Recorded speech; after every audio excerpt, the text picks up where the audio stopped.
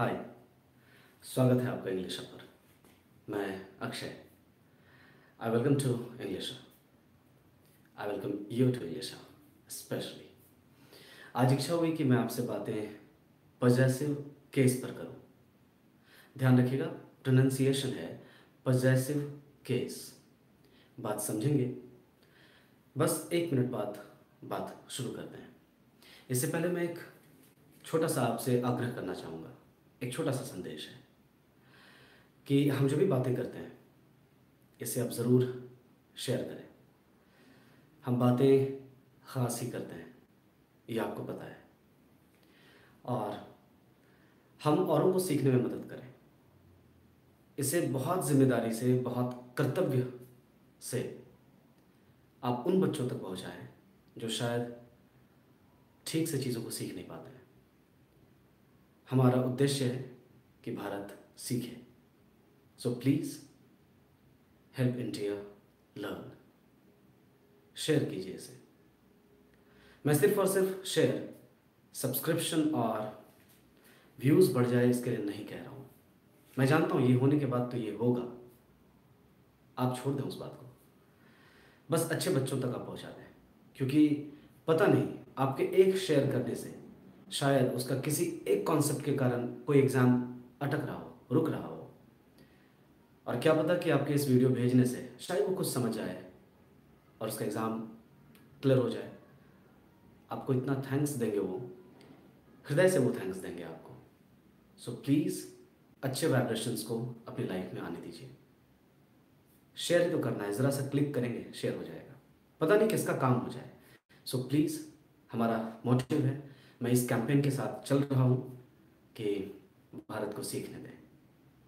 Help India learn. So it's a request to you, please. Thank you so much, आपने अपना वक्त दिया है। यहाँ पर हम बात करेंगे पजेसिव केस पर। पजेसिव की मीनिंग होती है अपने पास किसी चीज़ को रखना, right? To own something, to own something, OWN, own. To have something, to keep something. अब पजस कोई समझ लेते हैं, POSS, okay, ESS, possess. Possess की मीनिंग हो गई अपने पास कुछ रखना। अब अगर हम कहते हैं कि आई पजस अ बिल्डिंग, इसकी मीनिंग है I have a building, right? तो पजस की मीनिंग हैव, आई ना? साफ जाहिर है कि हम किसी चीज़ को अपने पास रखने की बात कर रहे हैं, यानी कोई चीज़ हमसे ताल्लुकात रखती है। मतलब बिल्डिंग मेरी है, I have a building, it means मैं एक बिल्डिंग का मालिक हूँ। तो आप ऐसा भी कह सकते हैं I own a building, OWN, own. और ओन वर्ड से ओनर बनता है, right? So I am the owner of the building. It means I have the ownership of the building. ये सारी चीज़ें मैं पजेसिव की मीनिंग बता रहा हूँ। इतने तरीके से आप पजेसिव को समझ सकते हैं। तो बात सीधी सी आप याद रखें, पजेसिव की मीनिंग ही होती है किसी चीज़ को अपने से रिलेटेड दिखाना, राइट? मैं ऐसा भी कह सकता हूँ I have the possession of the building या ऑफ अ बिल्डिंग। अभी ये मामला छोड़ दें, मीन्स मेरे पास उसका अधिकार है, उसका पजेशन है। तो पजेस वर्ड से ही पजेशन बनता है, पजेस वर्ड से ही पजेसिव बनता है। पजेस वर्ब है, पजेसिव एडजेक्टिव है, और पजेशन नाउन है, ठीक है? Means I possess a building means I have a building, means I own a building, it means I am the owner of the building, it means I have the ownership of the building, it means I have the possession of this building, right? It means the building is in my possession. It means the building is in my ownership. It means the building belongs to me. It means I am the keeper of the building. समझ गए आप ना? इसलिए कह रहा हूँ यहाँ बातें खास होती हैं। प्लीज़ शेयर करें, सीखने दें वालों को जिन्हें ये मौका नहीं मिल पाता है, राइट? अब पजेसिव केस क्या होता है?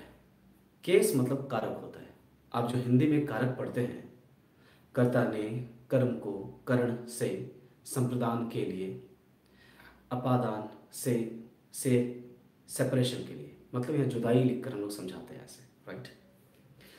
संबंध का, के, की, रा, रे, री और अधिकरण में, पर, ये जो आप सीखते हैं ये केस है। तो हम कारक की ही बात कर रहे हैं लेकिन इंग्लिश में कर रहे हैं, और इंग्लिश में मेनली 3 कारक पढ़ाए जाने चाहिए क्योंकि 3 बहुत इंपॉर्टेंट हैं। एक जो सब्जेक्ट की तरह बात करें यानी कर्ता कारक, दैट इज नॉमिनेटिव केस यानी सब्जेक्टिव केस, दूसरा नाम है इसका। तीसरा है, दूसरा कर्म कारक यानी कि ऑब्जेक्ट को बोध कराने वाले केस कारक, वो होते हैं अक्यूजेटिव केस, दूसरा नाम ऑब्जेक्टिव केस। और तीसरा बहुत इंपॉर्टेंट केस है, that is the possessive case, जिसकी बात हम आज इस सेशन में करेंगे। पजेसिव केस की मीनिंग हुई संबंध कारक, राइट, जिससे हम संबंध बताएंगे। बिल्डिंग मेरा है, रा, रे, री, ठीक है, या बिल्डिंग मेरी है। अगर बिल्डिंग को हम स्त्रीलिंग माने, अंग्रेजी के शब्द हिंदी में स्त्रीलिंग माने जाते हैं, इसलिए बिल्डिंग मेरी है ये कहना ज़्यादा सही है। खैर, जैसे हम कहें स्कूल मेरा है, राइट, मोबाइल मेरा है, पुस्तक तुम्हारी है, यह किसकी है, सवाल के तौर पे भी पूछ सकते, लेकिन हम पूछ क्या रहे हैं, संबंध ही तो पूछ रहे कि इस चीज़ का संबंध किससे है, यानी किसी चीज़ का संबंध किसी दूसरी चीज़ से, जिस कारक से हम दिखाते हैं, जिस कारक की मदद से दिखाते हैं, वो कारक संबंध कारक कहलाता है। हिंदी में तो संबंध कारक, और पहचानने का तरीका कि उसका, उसकी, उसके, या मेरा, मेरी, मेरे, इसीलिए हम अंत में सिंपली कहते का, के, की, रा, रे, री।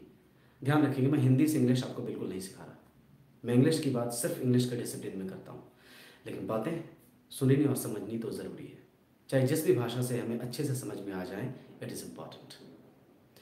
हम बात करेंगे इंग्लिश के पजेसिव केस की डिसिप्लिन क्या है, राइट। अंग्रेजी में कारक की क्या डिसिप्लिन है। तो पजेसिव केस की मीनिंग हुई when something is connected with the other thing.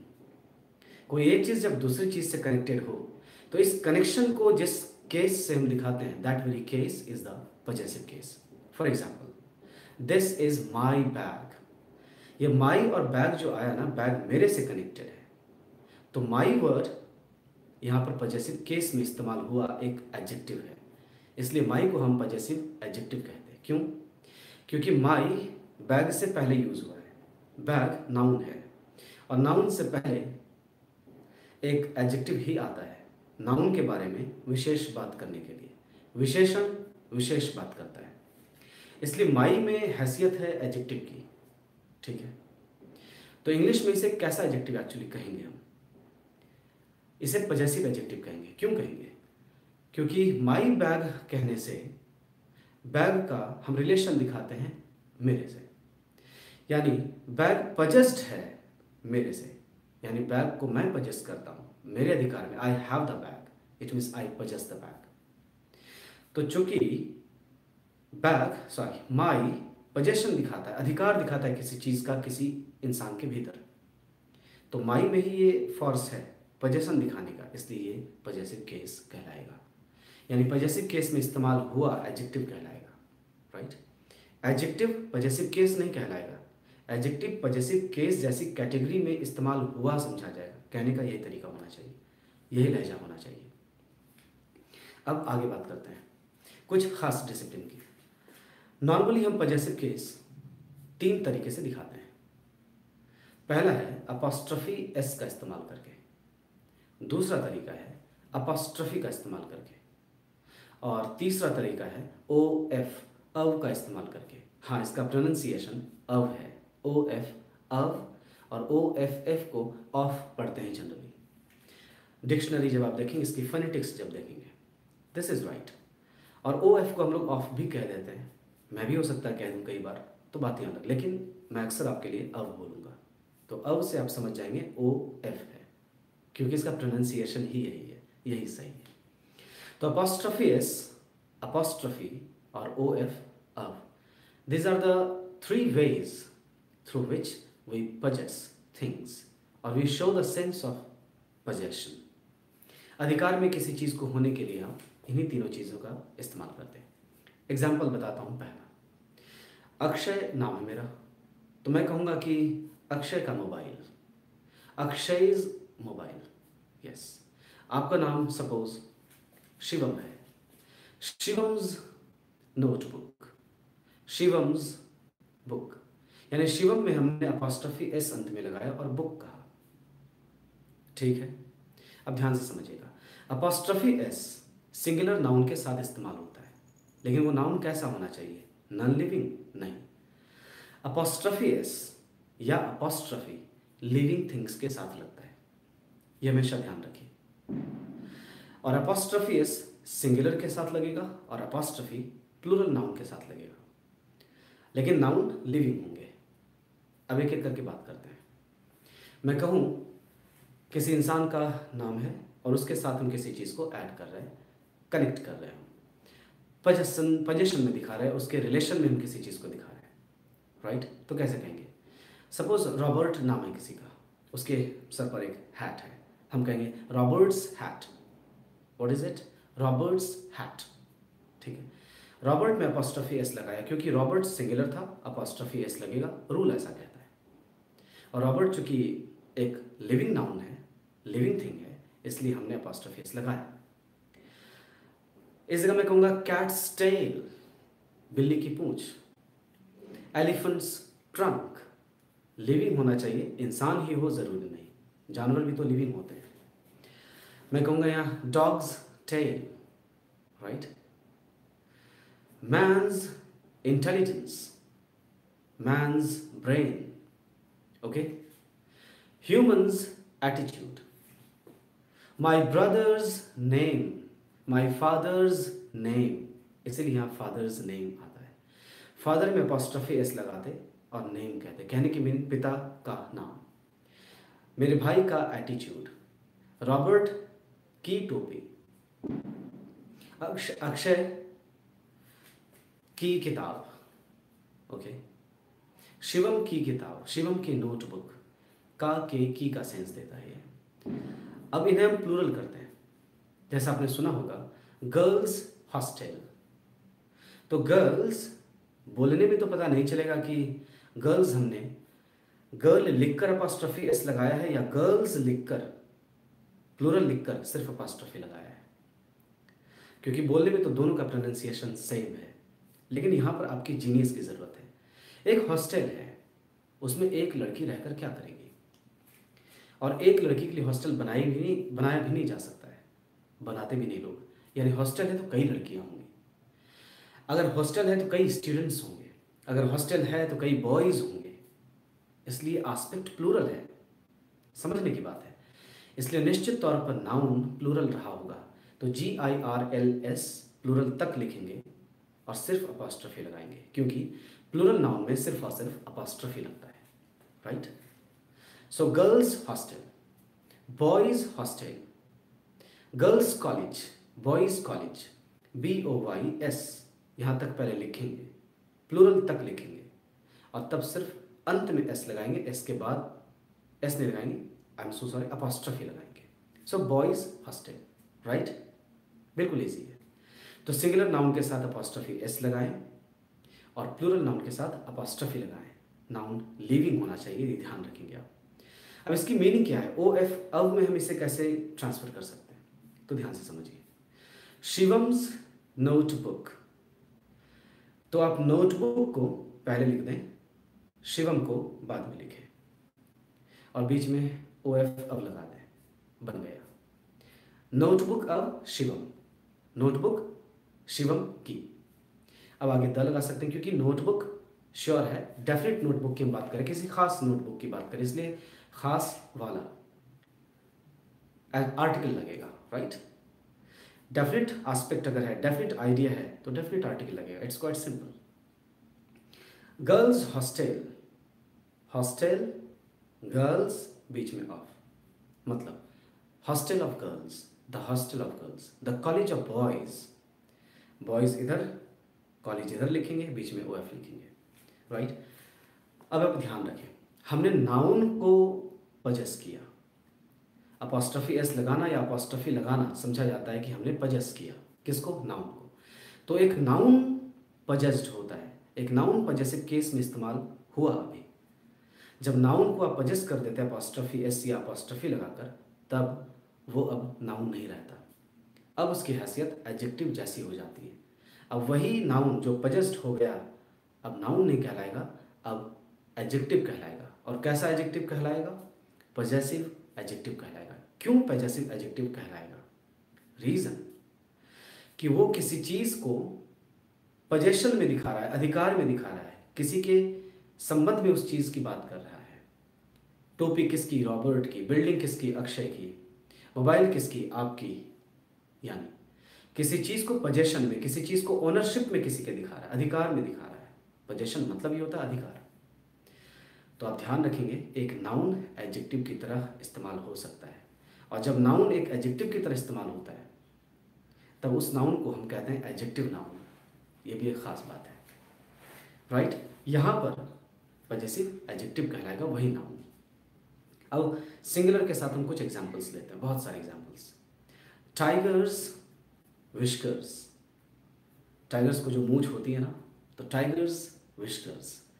Lions, Lions main, main मतलब गर्दन पर के बाल को मेन कहते हैं, MANE, ठीक है।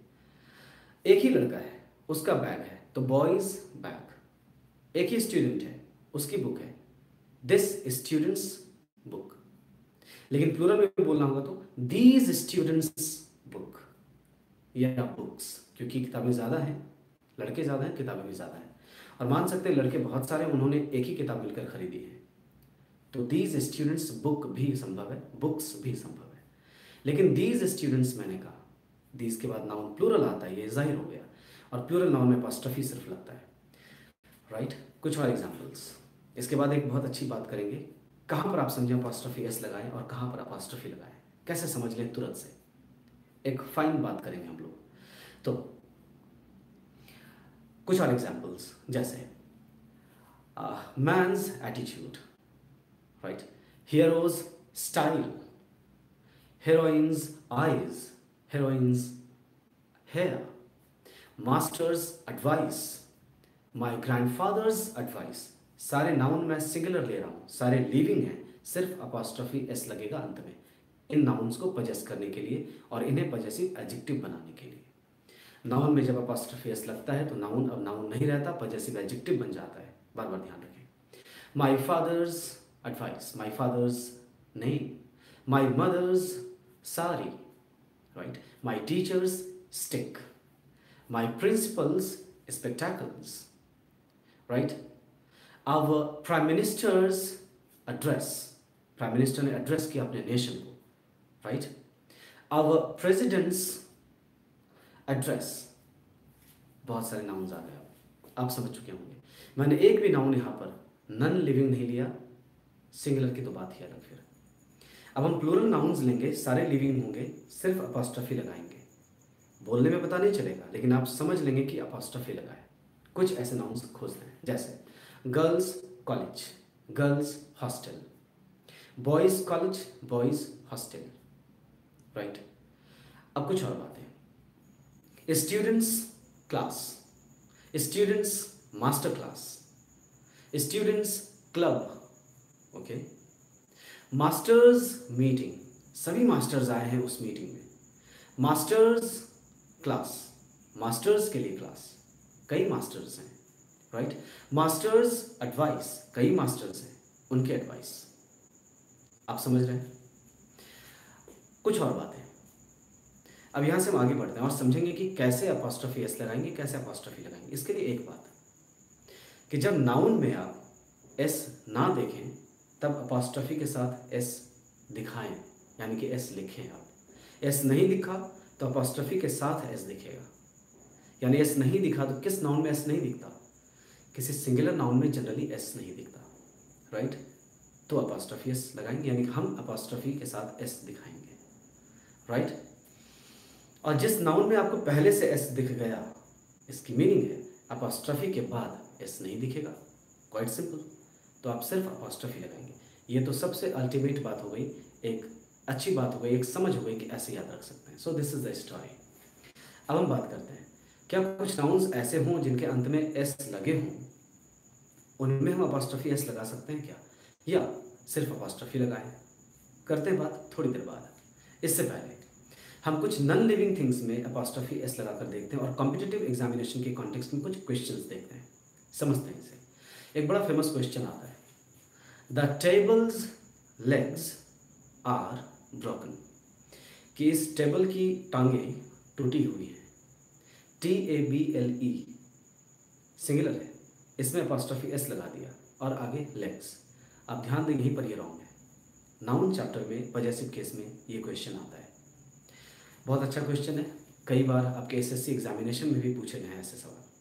तो टेबल वर्ड नॉन लिविंग है, नॉन लिविंग में हमने अपॉस्ट्रोफी एस लगाया, नॉन लिविंग में अपॉस्ट्रोफी एस नहीं लगता।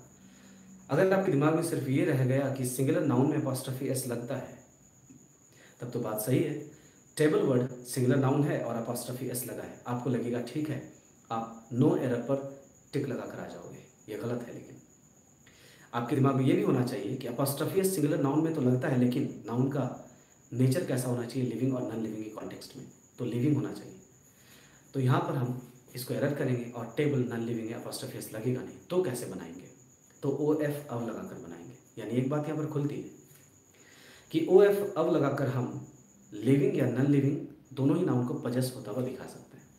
और नॉन लिविंग में जब अपॉस्ट्रोफी या अपॉस्ट्रोफी एस लगाकर आपको दिया गया है तो लगेगा ही नहीं, नॉन लिविंग है, तो उसे चेंज करते हैं OF में, क्योंकि पजेशन OF भी दिखाता है। और ये तो हम सेंटेंसेस में बहुत दिनों से लिखते आ रहे हैं, राइट। तो हम कहेंगे लेग्स को आगे लिखेंगे और टेबल को बाद में लिखेंगे, बीच में OF अब लगाएंगे। तो लेग्स से पहले द तो लिखा हुआ था ही, और हम टेबल की ही टांगों की बात कर रहे हैं, तो लेग्स श्योर है, डेफिनेट है। डेफिनेट आइडिया के लिए डेफिनेट नाउन आर्टिकल लगाते हैं, इसलिए लेग्स के आगे द लग जाएगा। तो अब आंसर होना चाहिए the legs of the table. यहाँ द कैसे आया? क्योंकि टेबल भी कोई खास है, आप किसी खास टेबल की बात कर रहे हैं, सभी टेबल की टांगें थोड़ी टूटी हैं। तो जिस टेबल की टांगें टूटी हैं वो टेबल तो खास हो गया ना, क्योंकि आप उसको पहचान रहे हैं, आप सिर्फ उसी टेबल की बात कर रहे हैं, तो आइडिया प्रॉपर हो गया, डेफिनेट हो गया। तो डेफिनेट आइडिया के लिए डेफिनेट आर्टिकल लगाते हैं, एकदम सिंपल बात है, राइट। जो होता है वही होने दीजिए, जो होता है वही बोलिए, तभी आप बेहतर सीखेंगे। यही सीखने और सिखाने का मैं समझता हूँ सबसे अच्छा तरीका है। तो the legs of the table are broken, table देखकर इज ना लगा दें, टेबल नहीं टूटी हुई है, एक्चुअली टूटी हुई तो है। टेबल की टांगें टूटना मतलब टेबल ही टूटना, लेकिन वास्तव में लेग की बात है, लेग टूटे हुए हैं, टांगें टूटी हुई हैं। टांगें एक नहीं है, कई हैं, लेग्स मैंने कहा है। और OF अब और टेबल को आप हटा दें, क्रॉस कर दें, तो what are broken? The legs are broken. Prepositional phrase को बीच से हटा कर देखिए, तो क्या बचेगा? The legs are broken. इस तो नहीं आएगा, अब बीच में OF अब और टेबल लिख दीजिए, तो the legs of the table are broken, right. बहुत अच्छा। अब इस तरह से हम कह सकते हैं the wall's colour is very bright, कि दीवार का रंग बहुत ही ब्राइट है। गलत, wall is a non living thing, we can not say like that, so we have to change it in OF अब। The colour of the wall is very bright, the colour of the wall is very bright, right. The building's height, wrong, the height of the building.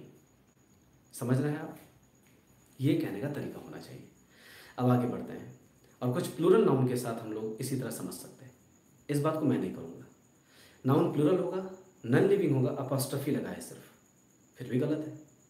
हम सभी दीवारों की बात कर लें तो the wall's colour, इसकी मीनिंग है the colour of the walls.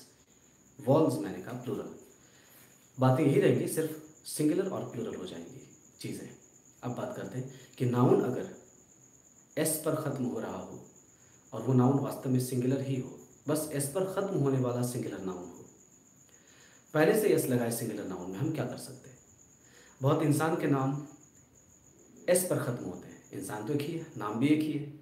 अब एस पर ख़त्म हो रहा है तो we have no control over this, तो हम उस एस पर ख़त्म होने वाले सिंगुलर नाउन के साथ अपॉस्ट्रोफी एस का इस्तेमाल करें या सिर्फ अपॉस्ट्रोफी का इस्तेमाल करें, क्या होना चाहिए?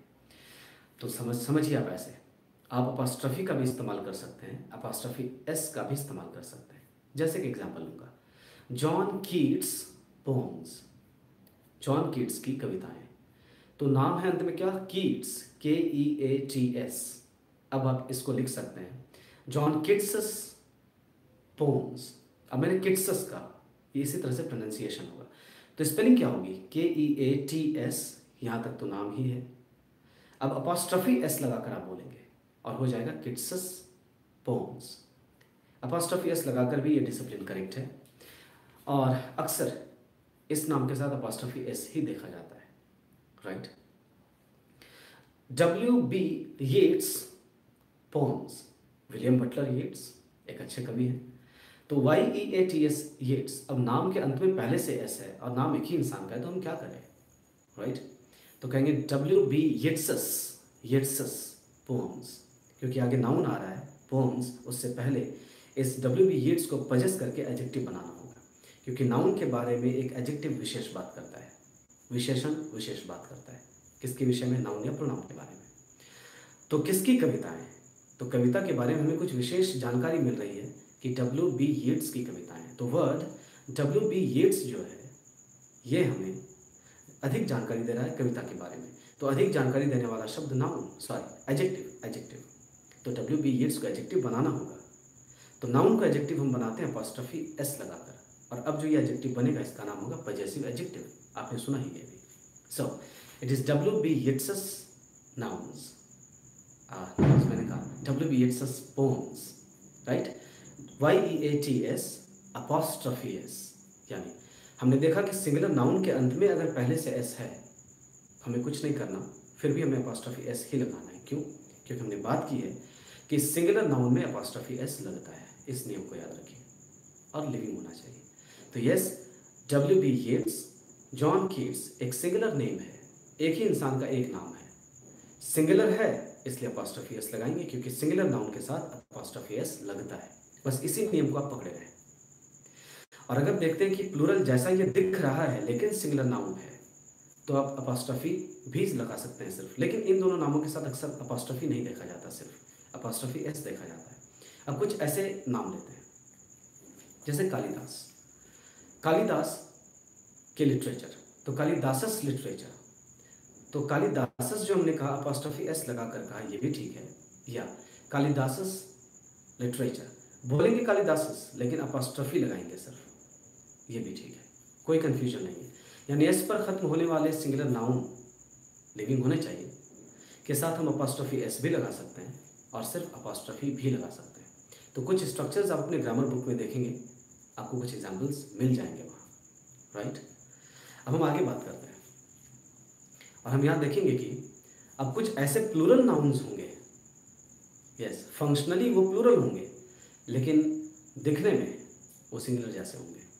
तब क्या करें, हैं तो प्लूरल तो क्या अपॉस्ट्रफी एस लगा दें, सॉरी हैं तो प्लूरल तो क्या अपॉस्ट्रफी लगाएं सिर्फ, और दिख रहे हैं सिंगुलर, जब सिंगुलर जैसे दिख रहे हैं तो क्या अपॉस्ट्रफी एस लगा दें, क्या करें आखिर। मैं इसके जवाब देता हूँ आपको। अब कुछ नाउन्स ऐसे जो होंगे प्लूरल लेकिन सिंगुलर जैसे दिखेंगे, these are called singular looking plural nouns, singular जैसे दिखने वाले प्लूरल नाउन। तो ध्यान रखिए ये नाउन्स हैं पहले कौन कौन, जैसे एग्जाम्पल चिल्ड्रन, चिल्ड्रन के अंत में एस नहीं लगा हुआ है, होता भी नहीं, क्योंकि चाइल्ड का प्लूरल चिल्ड्रन पहले से है। तो चिल्ड्रन वर्ड चाइल्ड का प्लूरल है, ये प्लूरल पहले से है, अब इसको हम एक्स्ट्रा एस लगाकर अगेन हम इसे प्लूरल क्यों बनाए, this is a genius here. So children singular दिख रहा है, क्योंकि एस या एस अंत में लगने से या दिखने से हम उस नाउन को प्लूरल समझते हैं, ये हमारा कॉमन सेंस है। तो चिल्ड्रन के अंत में तो कोई एस दिख नहीं रहा है आपको, तो आप इसे क्या समझेंगे, सिंगुलर जैसा समझेंगे। तो सिंगुलर जैसा दिख रहा है लेकिन वास्तव में है प्लूरल, क्योंकि चाइल्ड का प्लूरल है, चिल्ड्रन मीन्स एक से ज़्यादा बच्चे। तो जो नाउन आपको सिंगुलर जैसे दिखे लेकिन वो प्लूरल हो, तो सिंगुलर वाला ही रूल फॉलो करता है, क्योंकि दिखने में सिंगुलर जैसा है, इतना ही याद रखिए। तो जो प्लूरल नाउन भी दिखने में सिंगुलर जैसे हैं वो सिंगुलर के ही रूल को फॉलो करेंगे, यानी अपॉस्ट्रफी एस ही लगेगा। इसीलिए चिल्ड्रंस टॉयज, बच्चों के खिलौने, children's toys, CHILDREN apostrophe S, toys, सिर्फ अपॉस्ट्रफी नहीं। यानी किस प्लूरल नाउन के साथ सिर्फ अपॉस्ट्रोफी लगाएंगे। तो हमने बात की है इसके पहले कि जिस नाउन के अंत में पहले से आपको एस दिख जाए, पहले से एस दिख जाए, तो वहाँ सिर्फ अपॉस्ट्रोफी लगाइए, यानी बिना एस के अपॉस्ट्रोफी लगाइए। एस पहले से दिखा, आप एस छोड़ दीजिए। एस पहले से नहीं दिखा, आप एस के साथ लगाइए, यानी आप एस लिखिए, आप एस दिखाइए अपॉस्ट्रोफी के साथ, right. So this is the ultimate trick, technique. कुछ नहीं, बस समझदारी, अंडरस्टैंडिंग है आपकी। अब चिल्ड्रन के बाद वर्ड आता है पीपल। पीपल मतलब लोग। लोगों की मीनिंग को जब हम देखें तो पीपल वर्ड प्लूरल है, और पीपल जब सिंगुलर है तब इसकी मीनिंग होती है कंट्री, राष्ट्र। India is a people. तो इंडिया एक इंसान नहीं बल्कि इंडिया एक कंट्री है, तो हम पीपल का यहाँ इस्तेमाल कंट्री के रूप में कर रहे हैं, right. So India and America are peoples, means are countries, right. तो पीपल जब सिंगुलर होगा तब इसका प्लूरल भी संभव है, पीपल्स, और इसकी मीनिंग होगी कंट्रीज या कंट्री। लेकिन हम बात कर रहे हैं प्लूरल में, तो पीपल जब प्लूरल नाउन समझा जाएगा तब इसकी मीनिंग मेन एंड विमेन होता है, राइट। लोगों की मीनिंग आती है। अब जब ये सिंगुलर है, सॉरी प्लूरल है और सिंगुलर जैसा दिख रहा है, तो अपॉस्ट्रोफी एस लगेगा, सिंगुलर का ही रूल फॉलो करेगा, that is people's choice, right. People's government, लोगों का गवर्नमेंट, लोगों की सरकार। तो PEO PLE अपॉस्ट्रोफी एस, चूंकि प्लूरल नाउन सिंगुलर जैसा दिखा इसलिए सिंगुलर का ही रूल ये फॉलो करेगा, यही आप याद रखें। और सिंगुलर रूल कैसा फॉलो करता है अपॉस्ट्रोफी में, अपॉस्ट्रोफी एस लेता है, लगा दिया हमने। अब कुछ और नाउन है, जैसे कैटल है, पीपल है, पुलिस है, राइट, ऑफस्प्रिंग है। तो कैटल है तो कैटल्स शेड, कैटल के रहने की व्यवस्था जहाँ होती है उसको शेड कहेंगे, SHED, शेड। कैटल मतलब मवेशियाँ, गाय हो चाहे बैल हो जाए, भैंस हो, कोई हो, सब कैटल्स शेड। कैटल पहले से प्लूरल दिख रहा है सिंगुलर जैसा, सिंगुलर का रूल फॉलो करेगा, अपॉस्ट्रोफी एस अपने साथ लेगा अपने आप को पजेस करने के लिए, तो हो जाएगा कैटल्स शेड। आई होप आपने समझा इसे। आज हम यहीं तक बातें रखेंगे, नेक्स्ट सेशन में कुछ और बातों के साथ हम मिलते हैं आपसे। और बस आपसे एक ही रिक्वेस्ट है, एक ही प्रार्थना है, भारत को सीखने दें, अच्छे बच्चों तक इस बात को ज़रूर पहुंचाएं। Thank you so much, you have share your time with me, thank you so much. बस देखते रहे, इंग्लिश आपका है, बात देश की है। Thank you.